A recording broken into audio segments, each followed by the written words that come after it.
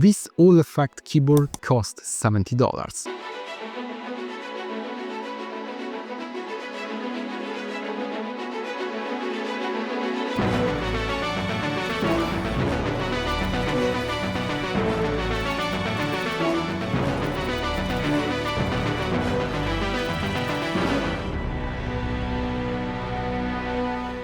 This is the Epomaker HE80. It's a Hall Effect keyboard, hot swappable with a 75% layout. It has an intriguing design and many secret functions. But let's start with the name. It's so obvious that its name HE80, yes, precisely HE80, is certainly a clear reference to another Hall Effect keyboard, much better known, the wooting 80 HE. But the similarities of HE80 with the 80 HE don't stop just at the name. If its little sister, the HE68, vaguely resembles the design of the 60 HE, the appearance of the HE80 also has something very familiar. It's very similar to the wooting 80 HE. The form factor is very similar, with the Epomaker HE80 slightly shorter and more or less the same numbers of keys. Despite the very familiar form factor, the design still manages to differentiate itself slightly. It's simple and at the same time very beautiful. If we compare it with its little sister, we see how different it is. A bit like what happens between the wooting 8 HE and the 60 HE. The case has a square shape, but at the same time very soft, defined by sweet edges and delicately rounded corners. The same stylistic line is repeated on the side, with this curvature that defines its profile. Compared to the HE68, the I/O panel is installed in a different position. If the HE68 is moved on the side, the HE80 is placed exactly in the center. Both are equipped only with a wired connection. Turning the HE80 around on the back, we find 4 long rounded rubber feet, 2 of normal size and 2 other really of a considerable size. And if this wasn't enough, we also have 4 adjustable feet. Regarding build quality, the plastic shell is well made like in the HE68. It's solid, there is nothing of flexing, no cracking. The thing what varies most is the weight. The HE80 weighs 820 grams, 120 grams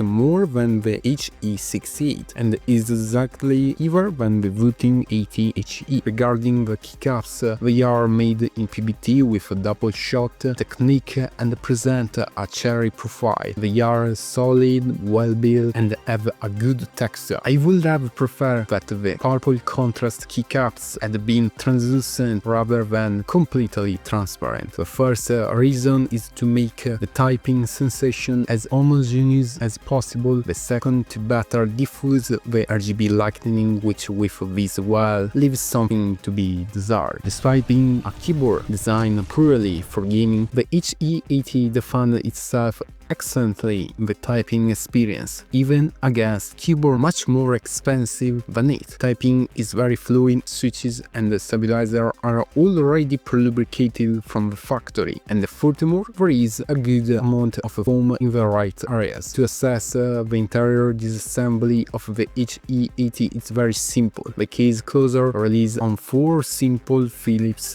screw and an easily accessible click system. Internally we find an excellent gas-can mounting system with very high silicone dampeners. They even seems better than those mounted in the P65, and this is already seen and felt so much. The acoustic isolation is also well done. The PCB is nestled between 2 layers of foam and good layers of silicone on the bottom of the case dampeners the sound inside the case. All this makes the HE80 have a richy, talky sound.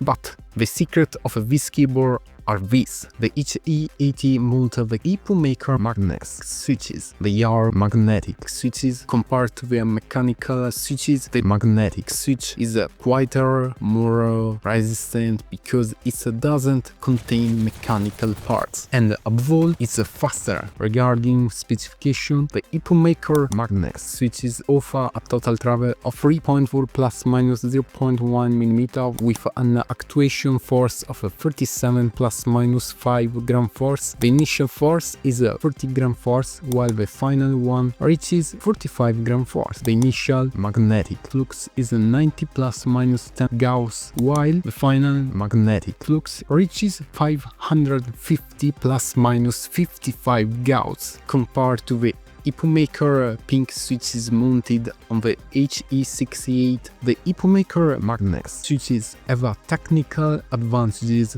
that guarantees significantly better performance. In particular, they have lighter actuation, 37 gram force versus 45 gram force means faster response and less fatigue during prolonged sessions. Furthermore, they present a more linear force curve. The difference between initial and final force is smaller, 15 gram force for the HE80 against the 55 gram force of the HE68, offering a more consistent sensation. Furthermore, the Epomaker HE80 offers a super fast and reliable connection with an impressive pulling frequencies of 8K with a 32,000 scan rate and a latency of 0.125 milliseconds. What makes the HE80 really special is the support for SOCD. To configure the HE80 as we want, unlike the HE68, the HE80 doesn't use Epomaker proprietary software, but released on the online driver. It's much more convenient than installable software and above all allows it to be used on the whole platform from Windows to macOS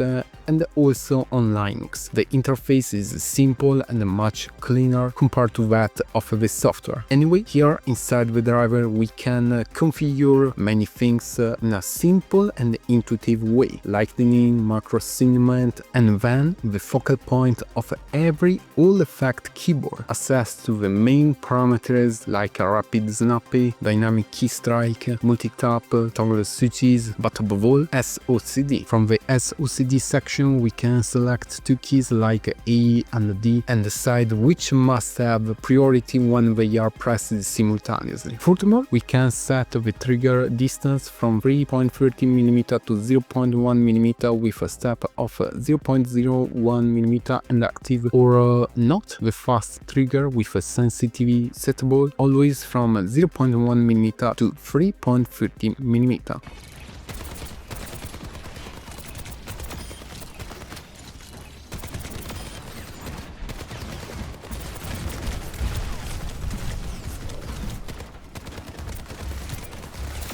The Epomaker HE80 as mentioned costs $70, which means only $10 more compared to the HE68 and while $130 less than the wooting 80 HE. The HE80 is a really solid Hall Effect gaming keyboard, especially at the price at which it's sold. Compared to the HE68, despite the larger form factor and the superior dimension, the design still remains compact and clean. I must say that I also like it more compared to the HE68. It has something that makes it more interesting. Regarding build quality, what strikes first is the simplicity in the assembly and the disassembly of the case. Furthermore, it's equipped with an excellent gas-can mounting system that works really well, maybe even too well. The Epomaker MagneX switches are really fantastic, the SOCD support works great, and the online software guarantees a fluid and intuitive user experience.